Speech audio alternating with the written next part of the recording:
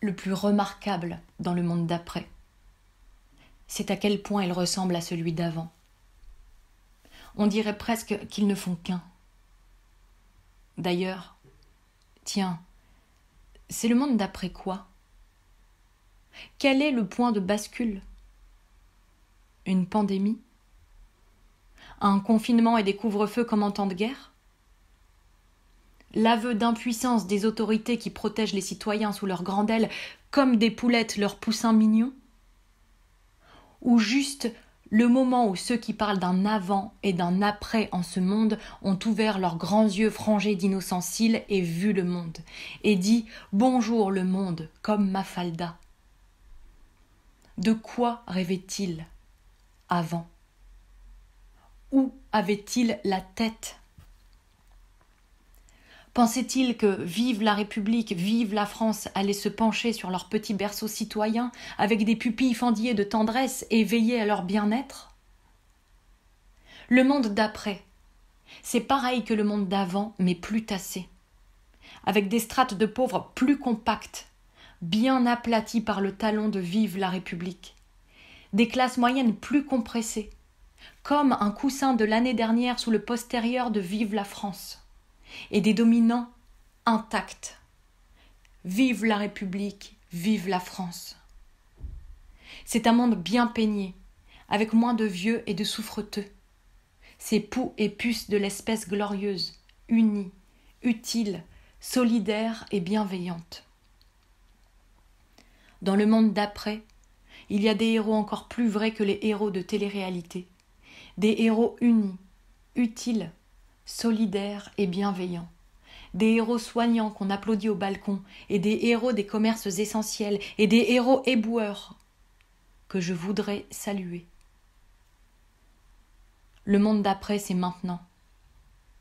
Le monde d'après JC, le monde d'après les abattoirs, le monde d'après l'automobile, le monde d'après l'avion, le monde d'après le téléphone, le monde d'après la télévision, le monde d'après la bombe atomique, le monde d'après les centrales nucléaires, le monde d'après l'ordinateur, le monde d'après les madeleines en sachets individuels, le monde d'après les réseaux sociaux, le monde d'après l'écran plat. Les premiers acquéreurs de ces imposants appareils étaient si fiers. Et voici la bête. Comme s'ils vous faisaient faire un tour dans leur Jaguar, avec encore le cellophane sur le levier de vitesse à pommeau d'ivoire 100% pur éléphant. Et ils feignaient de ne pas voir que leur nouveau monde était plat comme leur écran, littéralement écrasé. Tout le monde trapu, mégalocéphale, tout le monde bigger than life, mais à l'horizontale, court et large. Cubique, facile à empiler.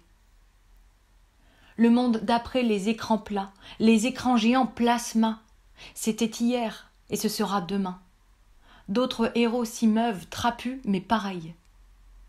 Des gens comme nous, simples et que je voudrais saluer, mais à la télé.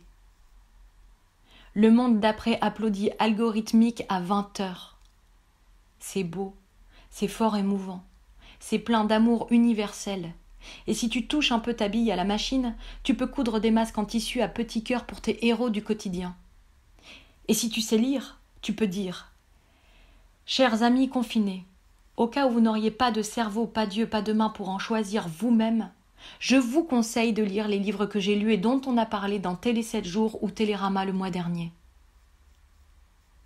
Le monde d'après ne décore pas sa maison de boîte aux lettres en forme de chalet, de rideaux et voilages à motifs d'animaux souriants et de puits ornementaux pour le jardin, mais de banderoles disant « merci, merci, merci, merci, merci » et « on vous aime » ou « ici, on vous aime » ou « nous, on reste chez nous » avec un point d'exclamation et des petits cœurs et des affichettes arborant la photo des héros de la réalité que montre la télé. C'est émouvant, tendre, le monde d'après. Plus tendre quand même. C'est ça, l'après, quand on pèse bien l'avant et l'après du confinement devant l'écran plat et les autres écrans. Bise confinée, disent les plus petits écrans. Les moyens écrans montrent des corps qu'on emporte. Les grands écrans montrent les héros qui touchent les corps avec des masques et des gants. Dans le monde d'après, ils sont le tonton et la tata de tout le monde, et je voudrais les saluer. On vous aime. Ici, on vous dit merci. Et les autres, restez chez vous. Sauf pour aller voter. Restez chez vous. Respectez les consignes. Sinon, par solidarité, on vous dénonce. Cafards, parasites, renégats. Par allégeance, on vous balance. Par loyauté pour l'unité de la nation et la continuité du service public et policier qui dit « On peut savoir ce que vous faites hors de chez vous, madame ?»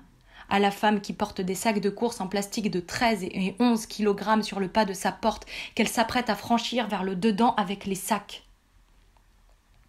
Dans le monde d'après, on covide les bouches inutiles, on abrège les cancrelats qui ne comptent pas leurs pas depuis leur porte close, on ne laisse pas les faibles sur le côté, on ne les réanime pas.